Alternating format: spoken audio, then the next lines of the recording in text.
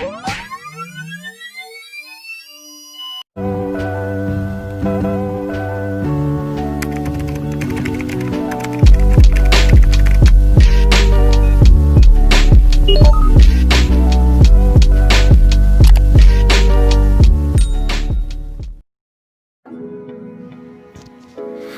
perkenalkan nama saya Anggri Simangunso, kelas 10 MIPA 4 dari SMA 1 Pangkalan Kerinci.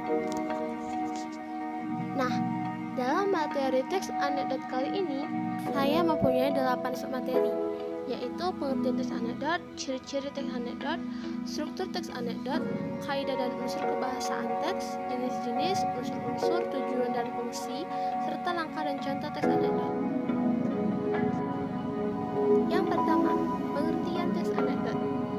Teks anekdot adalah sebuah cerita singkat yang lucu dan menarik yang mungkin menggambarkan kejadian atau orang sebenarnya, di mana secara umum teks anekdot adalah cerita singkat yang di dalamnya mengandung unsur lucu dan mempunyai maksud untuk melakukan kritikan. Yang kedua, ciri-ciri teks anekdot. Ada 5 ciri-ciri teks anekdot. Yang pertama, berupa teks yang mendekati perumpamaan. Yang kedua, menampilkan tokoh atau figur yang dekat dengan kehidupan sehari-hari atau juga orang penting. Yang ketiga, memiliki sifat humoris, lucu, menggelitik dan berbau lelucon tetapi menyindir. Yang keempat, terselip kritikan atau tujuan. Dan yang terakhir adalah mengandung makna tersirat. Yang ketiga, struktur teks anekdot. Ada abstrak, orientasi, krisis, reaksi, dan koda. Di mana abstrak adalah pendahuluan yang menceritakan atau mengungkapkan latar belakang atau gambaran dari suatu isi. Sedangkan orientasi adalah bagian cerita yang mengarah pada terjadinya suatu proses atau konflik dan peristiwa utama. Atau orientasi ini bisa dikatakan dengan penyebab utama dari ceritanya. Nah, sedangkan krisis adalah bagian utama dari inti peristiwa suatu teks anekdot. Lalu, reaksi adalah tanggapan atau respon atas kerjasamanya, di mana di sini ada kata yang menyindir, tetapi secara ironi. Dan yang terakhir adalah koda, di mana koda merupakan kesimpulan dan pertanda berakhirnya suatu cerita. Yang keempat, kaidah dan unsur kebahasaan teks anekdot. Kaidah kebahasaan teks anekdot ada 6 loh. Nah, yang pertama, memakai pertanyaan dengan keterampilan bahasa yang kreatif, efektif, dan retorik.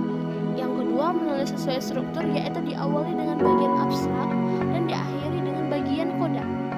Yang ketiga, menyatakan peristiwa serta bagian dari peristiwa menggunakan konjungsi. Yang keempat, memakai kata keterangan waktu, lampau, dan kata predikat atau kata kerja.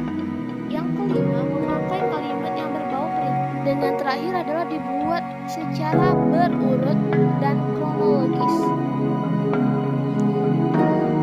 Unsur kebahasaan teks anekdot.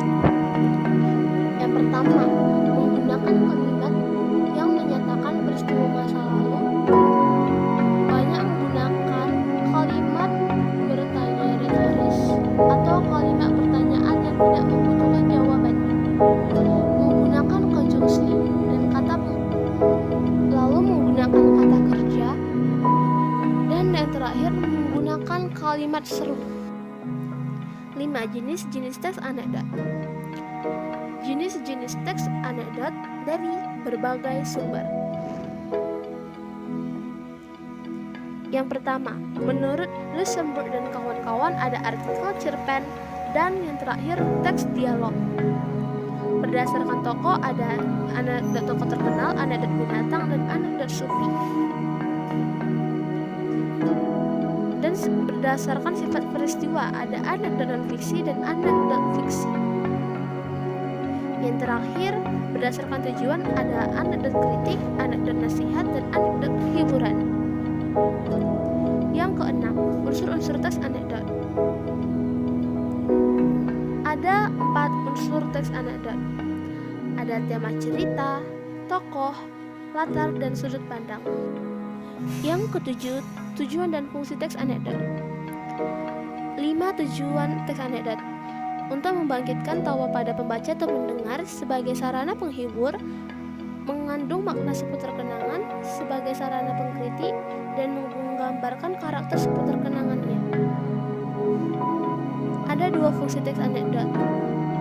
Fungsi primer sebagai sarana ekspresi yang berhubungan dengan ketidakpuasan, kemarahan, kejengkelan, dan lain sebagainya. Ada fungsi sekunder di mana itu sebagai bahan hiburan. 8. Langkah dan contoh teks. Berikut adalah langkah-langkah membuat teks anekdot.